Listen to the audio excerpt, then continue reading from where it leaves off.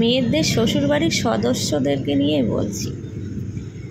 শাশুড়ি হলো প্রধানমন্ত্রী এমপি নন্দিনী, মেম্বার হলো শ্বশুরমশাই, চেয়ারম্যান দেবরজি, বিচারক হলো আমার স্বামী, আর দোষী হইলাম আমি।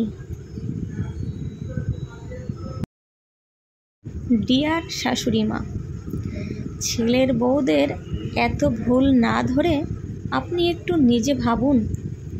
একসময় ছেলের বউদের জায়গায় কিন্তু আপনিও ছিলেন।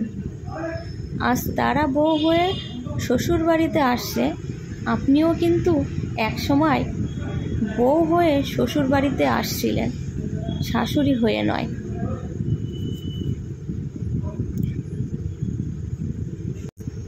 মেয়ে মানেই জন্মের পরপরই কালো না ফর্সা যাচাই করা হয়।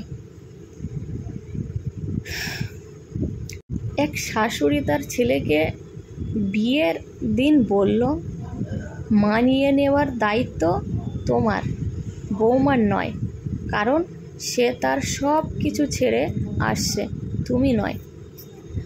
প্রতিটা ঘরে যদি এমন শাশুড়ি হতো তাহলে আজকের মেয়েদের নসিবে আর কোনো কষ্ট থাকতো না। কখনো নিজের বাড়ির জন্য, কখনো নিজের সাজানো চার দেওয়ালের ছোট্ট রুমটার জন্য, এভাবেই কেটে যায় মেয়েদের জীবন। জামাই শ্বশুর বাড়িতে গেলে শাশুড়ি চিন্তা করে কখন কি খেতে দেব জামাইকে, আর ছেলের বউ গেলে শাশুড়ি চিন্তা করে কখন কোন কাজটা তাকে দিয়ে করাবো। এটাই মেয়েদের জীবন।